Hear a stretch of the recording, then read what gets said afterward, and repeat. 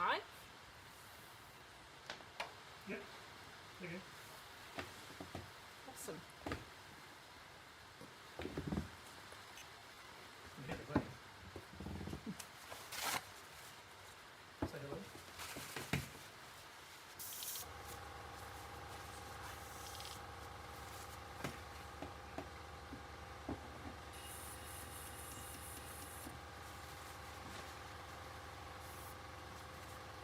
Hopefully the camera is working alright this week, and hopefully you can hear the sound this week. So I've got the sound working hopefully. And I'm painting a massive rose this time. I haven't actually started doing anything, so it's going to be from the very start of painting. So I'm not sure how much of it I'll get through in an hour, but we'll see.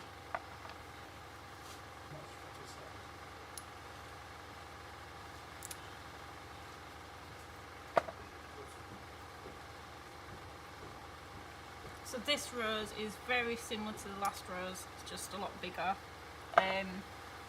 Slightly different petals on this one. But it's still a two-toned one, which is yellow on the insides with pink edges.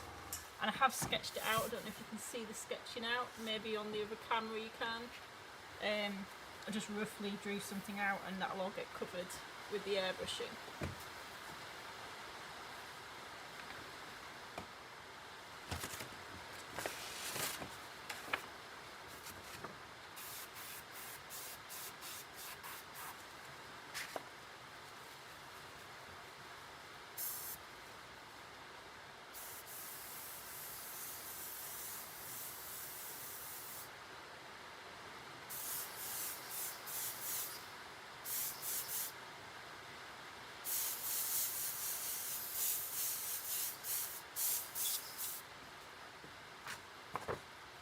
So when I'm painting this size, my first layers are all a lot more looser than they are when I paint smaller.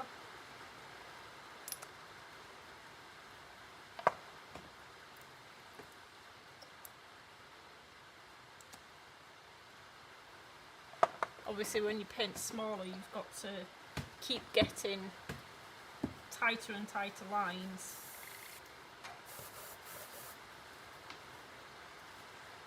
But when you're painting larger, you can get away with a lot more looser lines.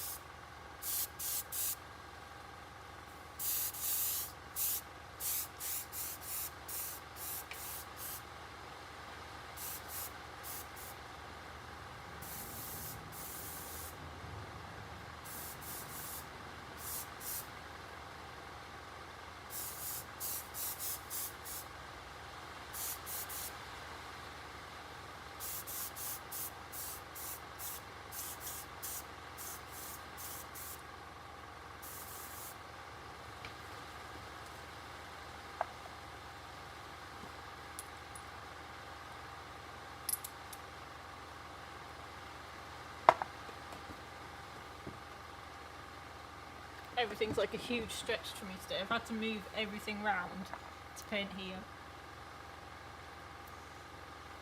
All my paints are like miles away from where I am.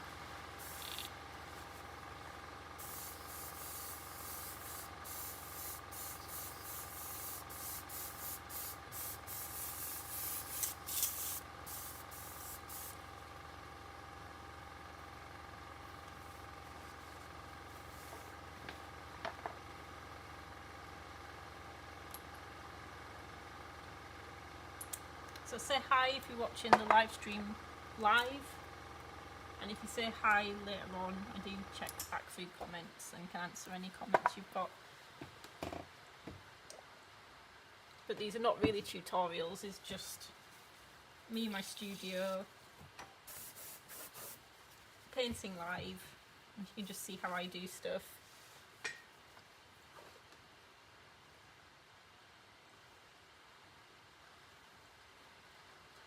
That's awesome. So the sound on this live is much better than last week's. That's great to know.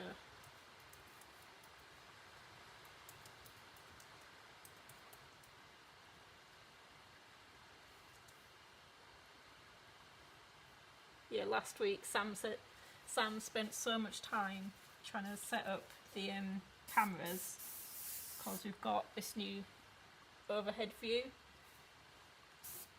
but because of that we didn't have time to set up the sound.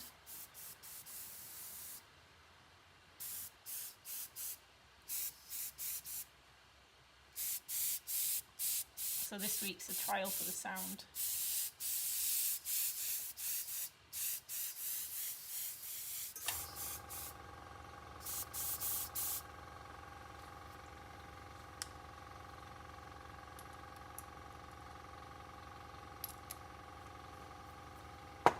So yeah, as you can see, I use a lot more paint, and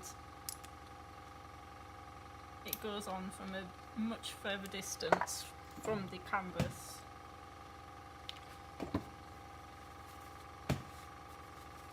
Than it does when I'm painting close up. So it's like a whole different dynamic to painting when you paint large scales like this. But I absolutely love painting things large.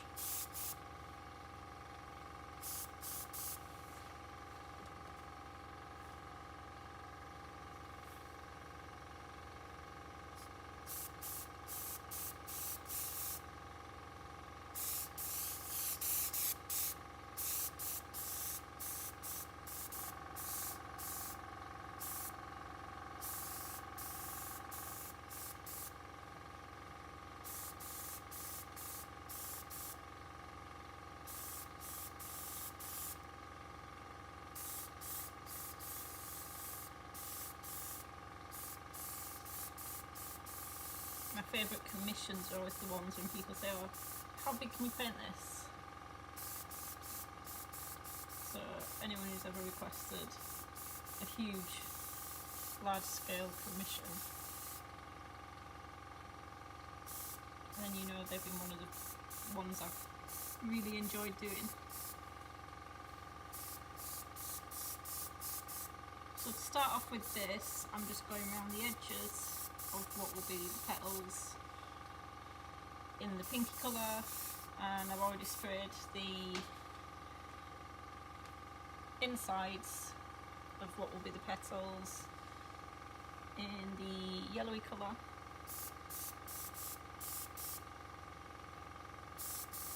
Nothing at the moment is exactly exact, it's just getting a first layer of colour down.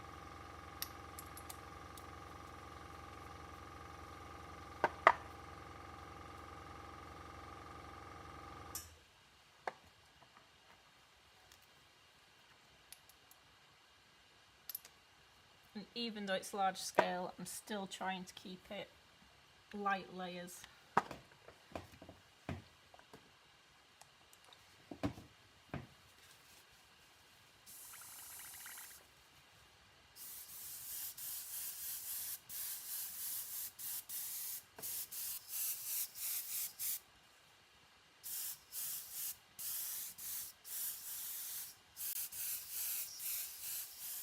So I don't want to build anything up in too heavy layers. These inside petals are really, really, really subtly blending the yellow and pink. So I definitely don't want to put too dark pink on those ones, because it'll be hard to blend back out later on.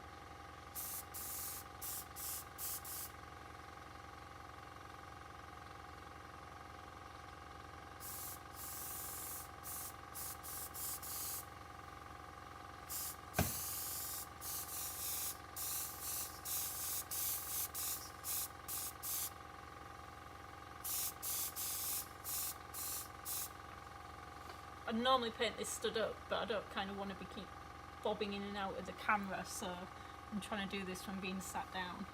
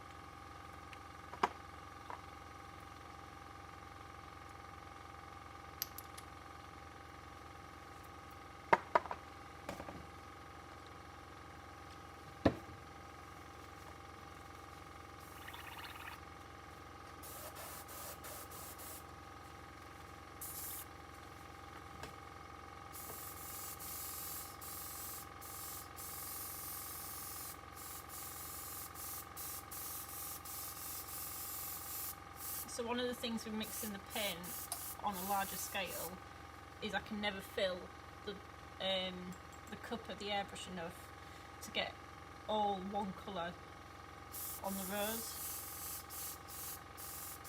So I have to keep mixing it up, which is why I'm using a piece of paper to spray on. Normally I do that anyway, just to make sure that the paint's flowing nicely, but I'm also doing it to make sure that the colour's matching up to the one I've sprayed and mixed up previously.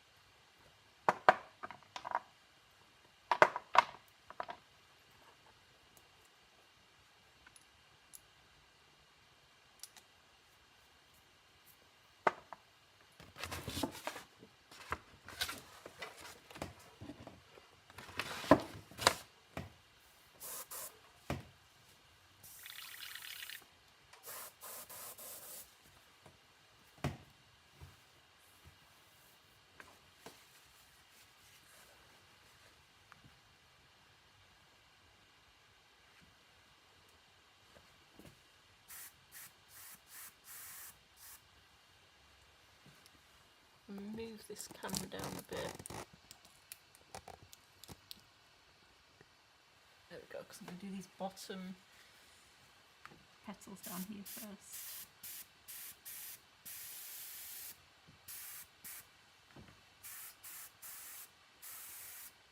It's really strange because the amount of paint I'm putting on this, so to create a small line I'm doing probably about that wide, whereas on the smaller version I'm having to get in really close and do like pencil thin lines, but I don't have to do that on this one. That's probably about as detailed as I go, because anything more detailed than that you wouldn't see it because of the scale.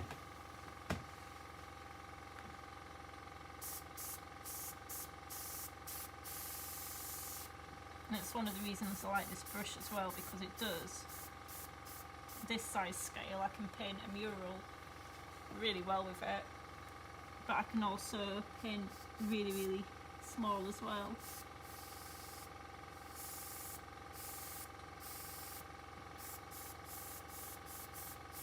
I've got brushes like my Sota if I wanted to do just tiny detail, but this is just a great all-rounder.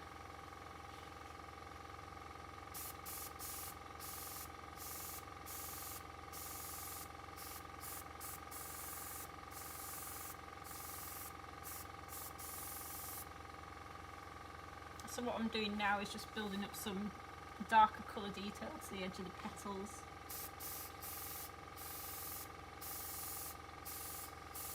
I'm trying to make sure I go over my sketch line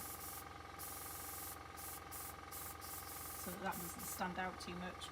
I did the sketching in purple so that it kind of goes with the colour of the rose. Purple means that I could see it once I'd got my first layers on, but it's also in with the colours the rose are, with the pink colours, that once all the layers are on you won't see it.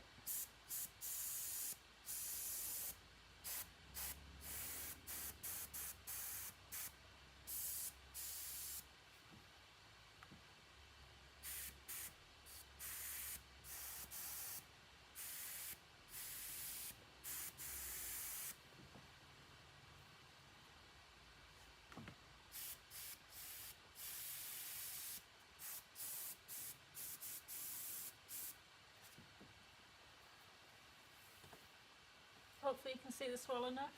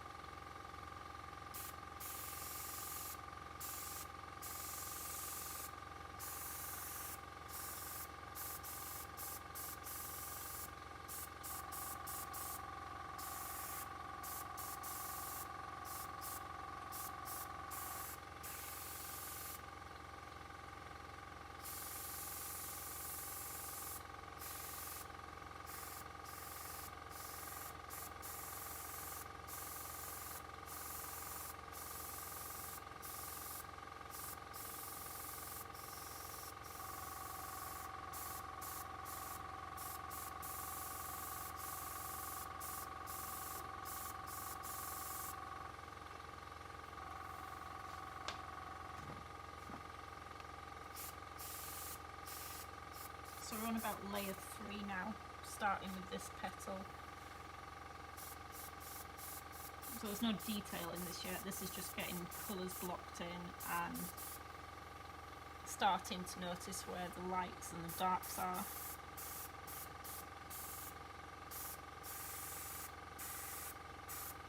And where there's like higher concentrations of colour, trying to put those in, which tends to be around the edge of these petals.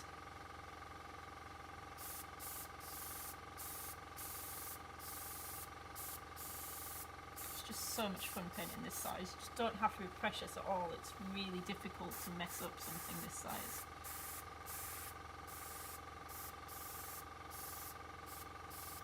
Because it's all about how it looks from a distance.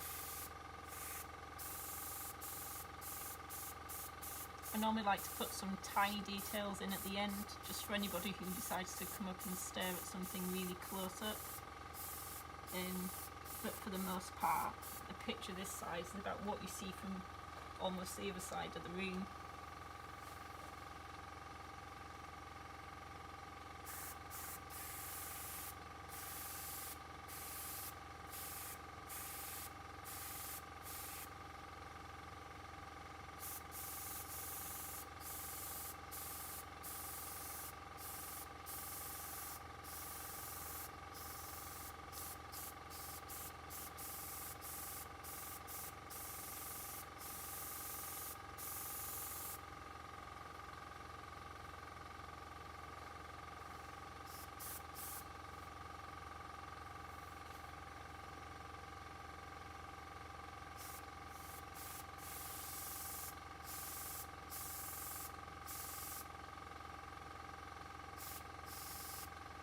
The petals on this rose are really wavy, so there's a lot of these kind of petal tunnels, I suppose. Don't know what you'd call them, I don't know what the technical term for them is.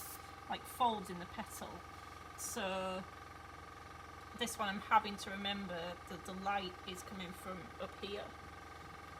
So it's casting shadows on this side of the folds.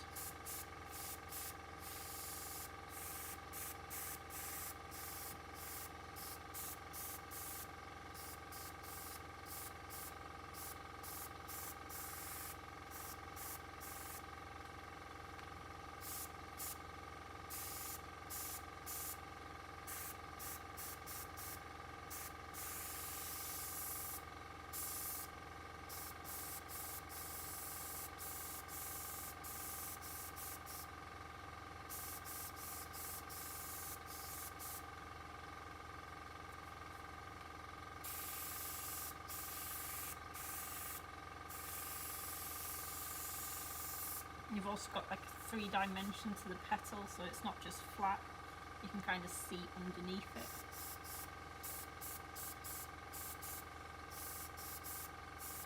But that's kind of a detail I'll build up with more layers.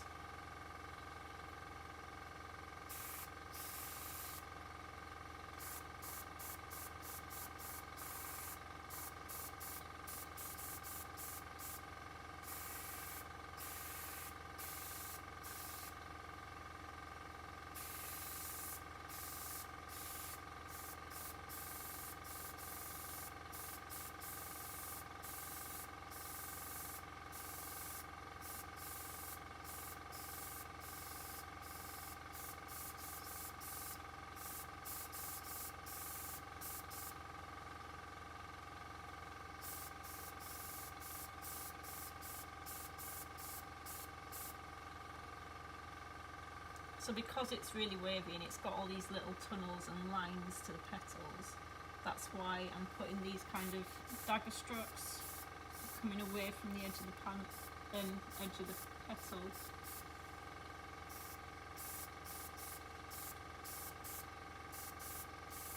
Because that's where there's a fold in the petal and the colour concentration's deeper there.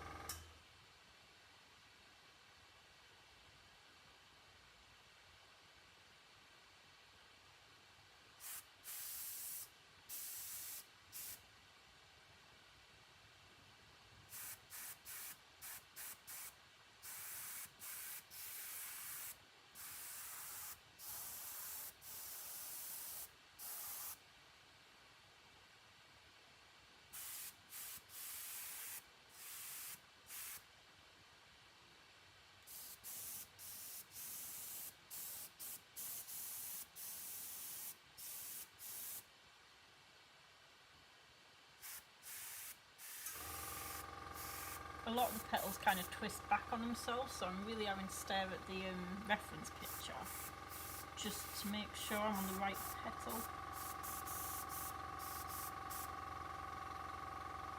Like this one kind of folds back on itself, but this is a separate petal.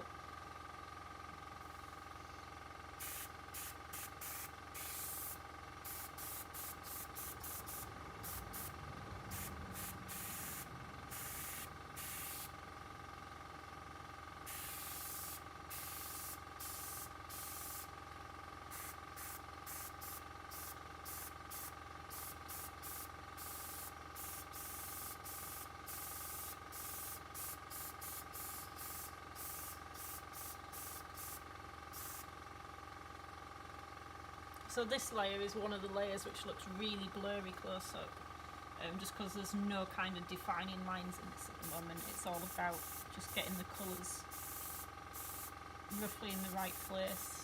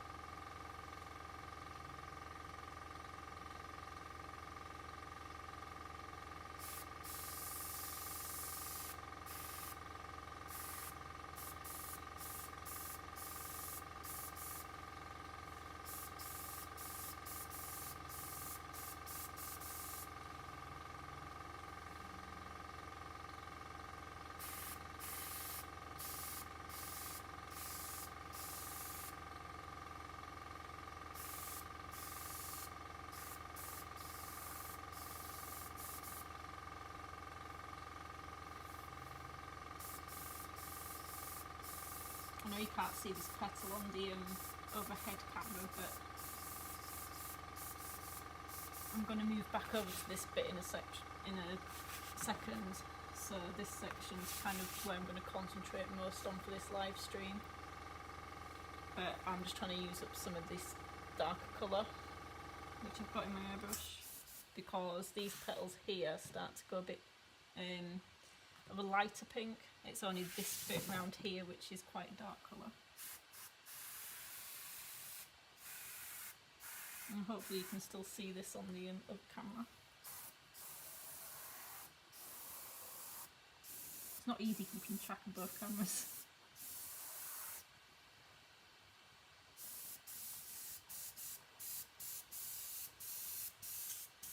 There you go. Right, so I'll make a slightly lighter version of that pink.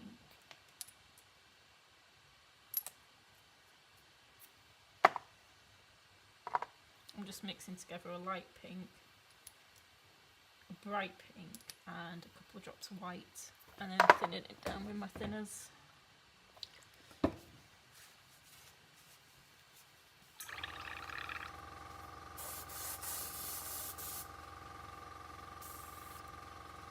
It's not hugely different in pink colour, it's just a slight variation, slightly lighter.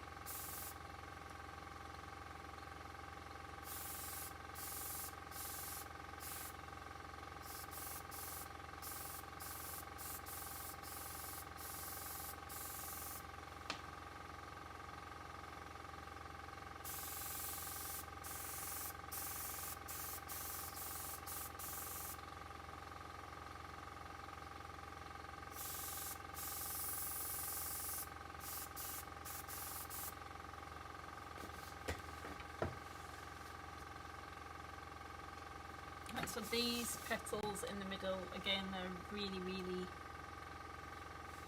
really light pink, probably more of a peach than a pink. So I'm not going to put this pink colour onto those. So I'm just going to leave the centre for now and work around it.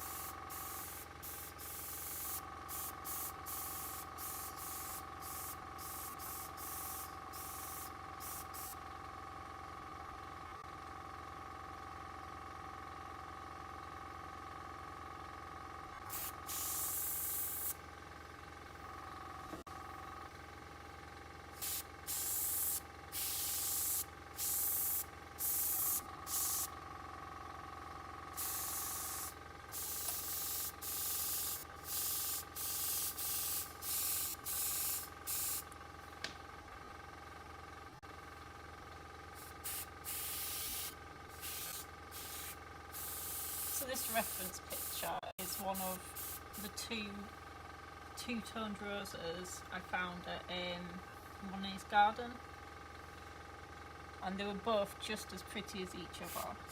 So I wanted to kind of paint them both. So that's why I thought, well, I won't just copy the last rose I did on the last live stream directly.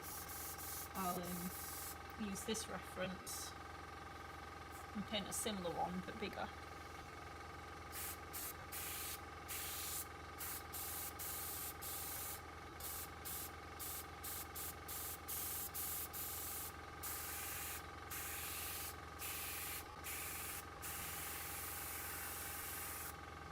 The colours on both roses are almost identical, it's just this rose has the frillier petals.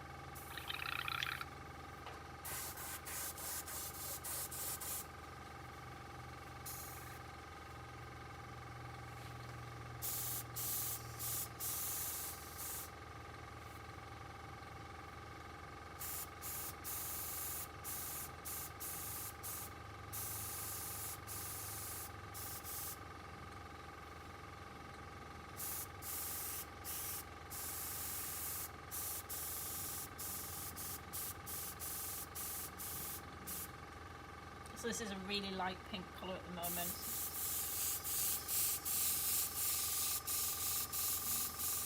So this is that almost peach colour.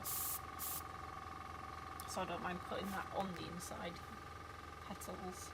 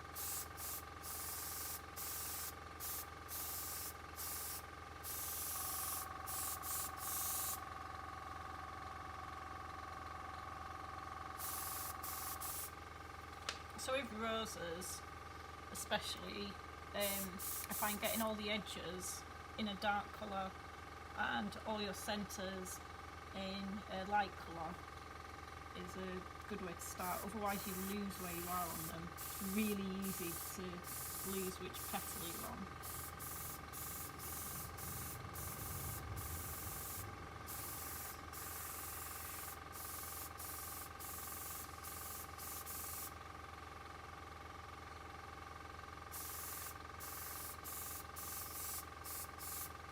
It's not just petals, you've got, so like here you've got a whole petal, but then here you've got a top and the underneath of a petal, and then this one you've got a top, a fold so you can see the underneath, the top again, and on this section I've just been drawing here you've got like the flower bud, you can see through to the base of the petal.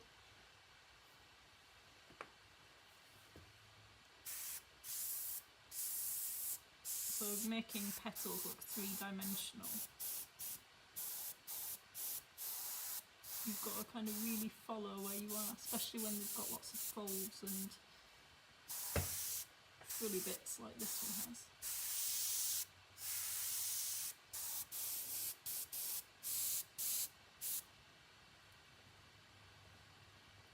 This one seems to be more frilly the closer to the centre of the flower it gets, so all this stuff is really frilly. I haven't put the detail in yet, because I can do that on other layers, I don't need to do it on this layer.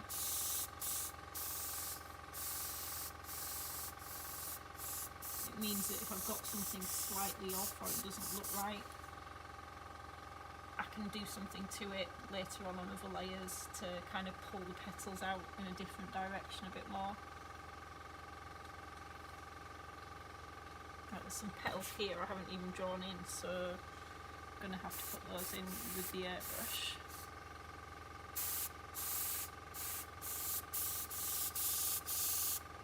So there's one there, and this one kind of folds back on itself.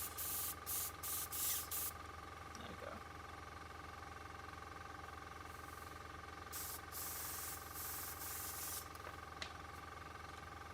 Right, so that's about 4 layers. We've got most of the dark colour on the edges, you can still see the light colour on the middles. So I'm going to go back in with a light colour, I'm going to make like a peach colour up.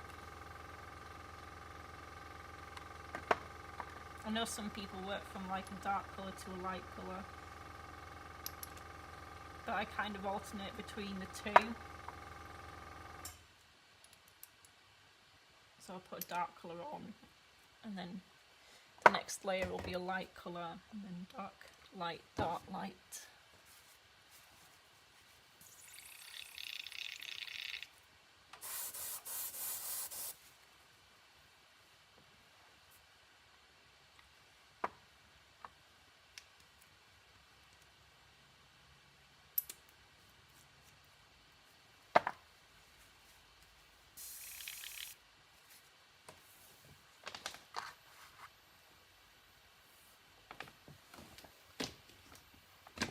Just find a paintbrush to mix that with.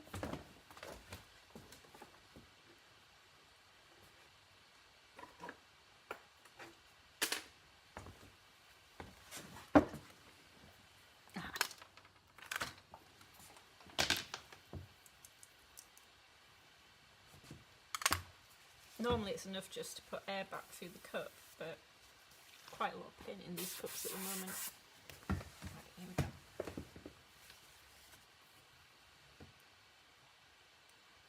So weirdly, this colour is going to be the darkest colour on the middle, but the light colour on the edge of these petals.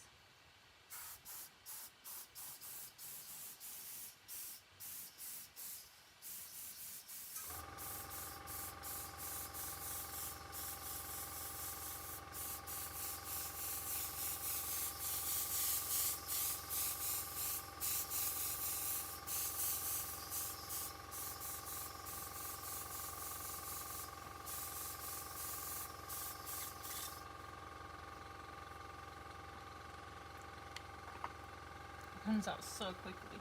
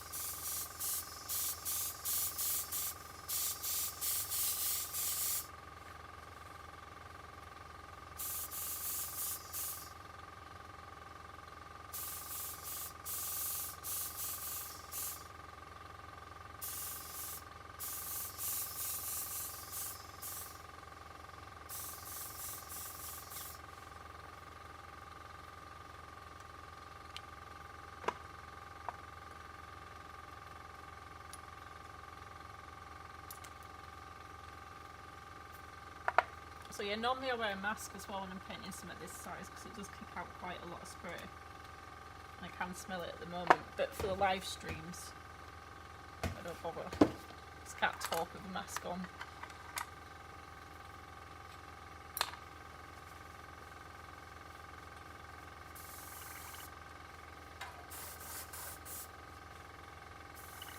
But yeah, if you're painting something this size, it's probably best to wear a mask.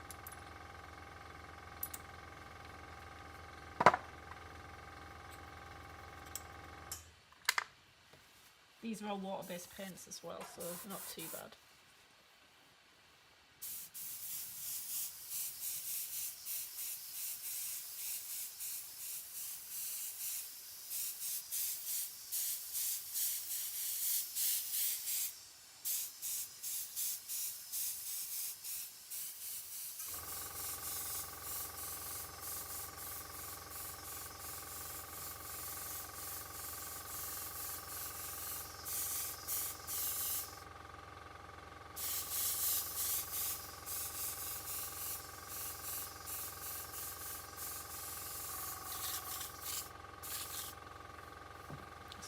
stand away from the picture quickly and you can kind of see how it's starting to come together.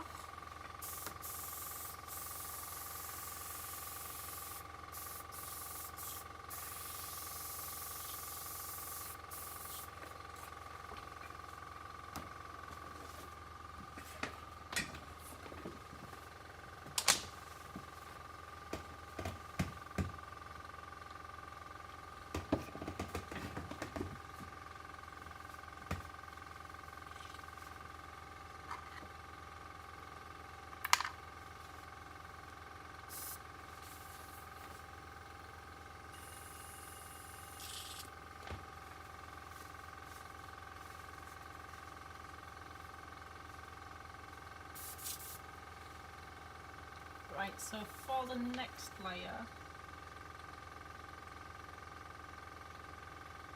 I'm going to pick out some of these really dark edges down here. Some definition in here. Yeah, so darkest edges down here. It's a little bit here, needs to go darker, and a bit here. And then I'm going to move on to more of the highlight colour, the yellowy highlight colour on the centre. So it's kind of two layers in one.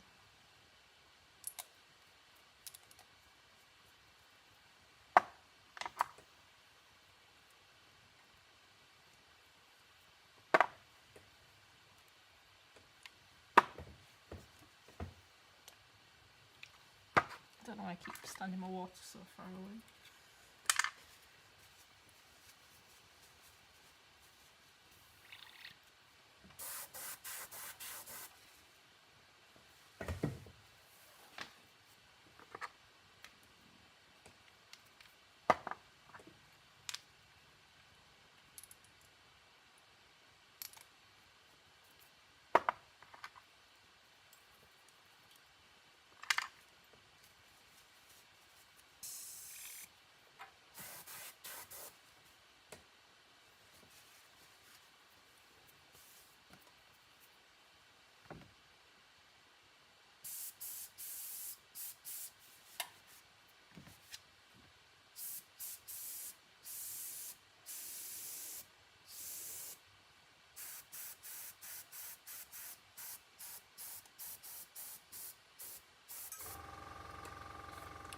Because everything I do is, for the most part, freehand as well, on a smaller scale, I don't get much overspray, but I get a lot more overspray on this size of work. So to try and combat that, I'll move the airbrush so that any overspray is kind of being directed back into that petal.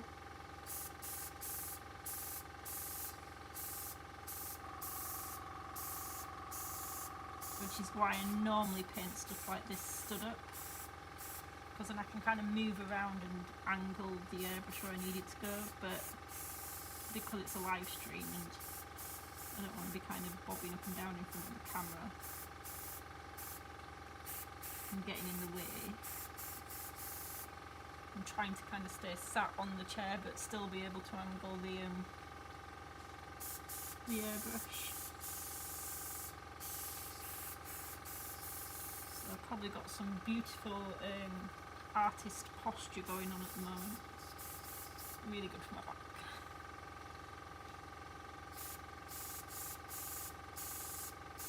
Notice from watching the live streams back how terrible I sit when I'm painting. Didn't realise at all how kind of hunched over I get.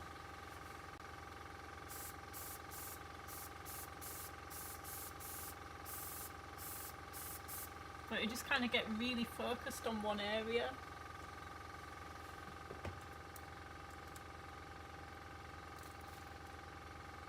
Hi everyone.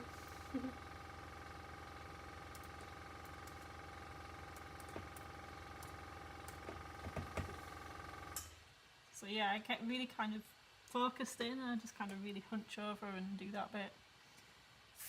I reckon it's probably something most artists do. If you're an artist and you've kind of noticed how you paint, let me know if you do that as well.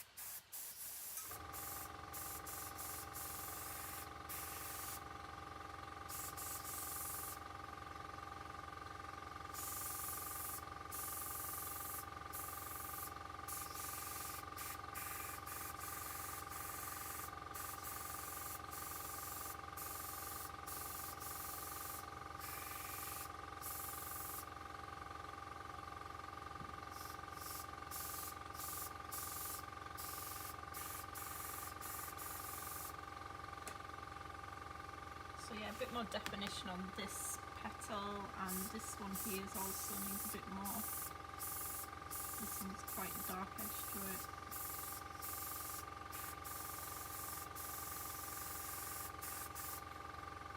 So yeah, you can't actually see the reference picture, so yeah, this is the reference I'm painting from.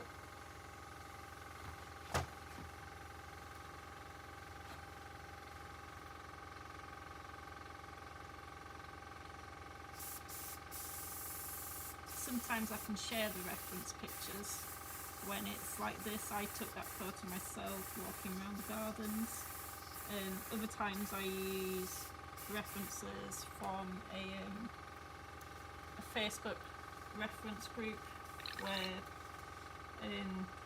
really good photographers, they happily share their photos for artists to paint, and you can paint anything you want from the photos. You just can't share their photos or let those photos be seen. So when I'm painting from one of their photos, I can't show the references because it's against the rules. But when I've taken the reference myself, I can do.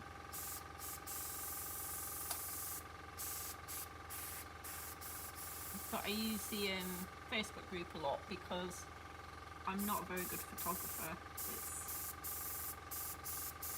It's very rare I manage to take a really good photo. So I was quite lucky with these ones from the gardens that they came out as well as they did.